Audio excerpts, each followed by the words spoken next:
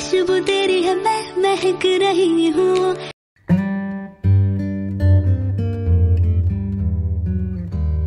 Hello everyone, good morning and welcome back to new vlog. তো আজকে সকাল সকাল অনেক তাড়াতাড়ি উঠে পড়েছি, আর উঠে এখন আমরা যাচ্ছি হচ্ছে পিকনিক করতে। তো মুনিয়া আর মুনিয়ার বাবা অলরেডি চলে গেছে আমাদের ওই বাড়িতে, মানে মায়ের বাড়িতে।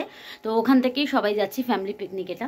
তো আমি এখন বেরোইনি, কারণ ওকে আগে আগে পাঠিয়ে দিয়েছি যে ও রেডি হয়ে বেরিয়ে গেলেন আমি একটু ফ্রিলি তাড়াতাড়ি রেডি হতে পারি, আর যদি সেটা না হয় তাহলে আমাকেও খুব বিরক্ত করে আর কি, সেই জন্য ওদের দুজনকে পাঠিয়ে দিয়েছি। তো এবার আমি যাব, সঙ্গে থাকো, ব্লগটা দেখতে থাকো, আশা করছি খুব ভালো লাগবে।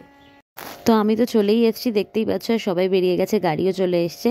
তো কাকা এখনও এসে পৌঁছয়নি, সেজন্য আমরা ওয়েট করছি। আর বাকি কয়েকজন কিন্তু গাড়িতে অলরেডি উঠে গেছে, আর গাড়ি কিন্তু এখন ছেড়েও দিয়েছে। তো একটা সিট না আমাদের গাড়িতে একটু কম হচ্ছিল, মানে একজনের জন্য আর বড় গাড়ি পাওয়া যাচ্ছিল না, সেই জন্য আমি যাওয়ার সময় দাঁড়িয়ে দাঁড়িয়ে যাচ্ছিলাম। যদিও চাইলে বসতে পারতাম, বাট আমার ইচ্ছা করছিল, তাই জন্য আমি দাঁড়িয়েই ছিলাম। আর যেতে যেতে এরকম অপরূপ দৃশ্য যে কত দেখলাম কি বলবো। আর দেখো, তোমাদের সাথে কথা বলতে বলতে কিন্তু আমরা আমাদের গন্তব্যে পৌঁছেও গেছি। তো এটা ছিল বারুইপুরের একটা মানে নার্সারি সাইট টাইপের, তো খুবই সুন্দর, দেখতে থাকো।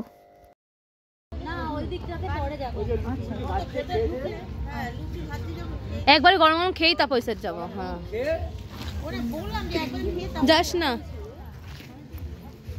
বুলটিকে নিয়ে গরম গরম খেয়ে বুলটিকে নিয়ে ওই পুকুরের মধ্যে ঝাঁপ দেবো। কি কেন, কি দুঃখে?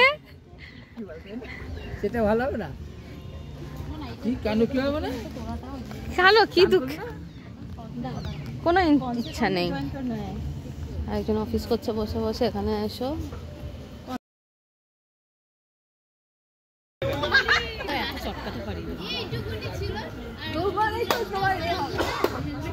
তো তোমরা তো দেখতেই পেলে, এখানে আসার পর সবাই বেশ খুশি, ব্যাডমিন্টনও খেলা হয়ে গেল এক প্রস্থ। আর তারপরে কিন্তু আমাদের এখান থেকে দিয়ে দিয়েছিল হচ্ছে ব্রেকফাস্ট। এখানেই সব কিছু আর কি ওরাই অ্যারেঞ্জ করেছিল, আমরা জাস্ট ওদেরকে টাকাটাই দিয়েছিলাম, এই আর কি। তো ব্রেকফাস্টে ছিল কিন্তু আমাদের লুচি আর তার সাথে আলুর দম, যেটা কিন্তু প্রচণ্ড টেস্টি ছিল। আর শীতকালের পিকনিকে লুচি আলুর দম তো থাকবেই। আর বাবা দেখো, এত ছোট ছোট গাছ দেখে এত আনন্দ পেয়েছে যে কখনো গাছে ঝুলছে আর কখনো বা গাছে এরকমভাবে দাঁড়িয়ে ছবি তুলতে বলছে।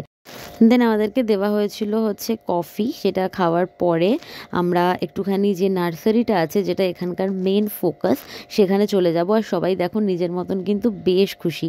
তো এখানে এসে আমার বোন ওর ফিয়ান্সেকে দেখাচ্ছে হচ্ছে ক্যাকটাস গাছ, কারণ ওর ইচ্ছা করছিল একটা দুটো গাছ নিয়ে যাবে এখান থেকে। তো তোমাদের বলে রাখি, এখানে কিন্তু গাছগুলো বিক্রি হয়, তো তোমরা যদি কেউ কখনো যাও তো কিনতেই পারবে। আর এটা কিন্তু কলকাতা থেকে বেশ কাছে, মাত্র 1 ঘন্টা সময় লেগেছিল আমাদের যেতে। আর এত সুন্দর জায়গাটা দেখে না মন পুরো মানে খুশি হয়ে গেছিলো, কি বলবো তোমাদেরকে। মানে আমি তো ভেবে উঠতে পারছিলাম না যে আমি কি করব, আমি ফুলের গাছের ছবি তুলবো, নাকি আমি নিজের ছবি তুলবো, নাকি আমি ভিডিও শ্যুট করবো। আমার মাথাটা জাস্ট খারাপ হয়ে যাচ্ছিল। আর যারা যারা ভিডিও শ্যুট করে তাদের মাথা তো খারাপ হবেই এরকম সুন্দর জায়গা দেখলে, তাই না?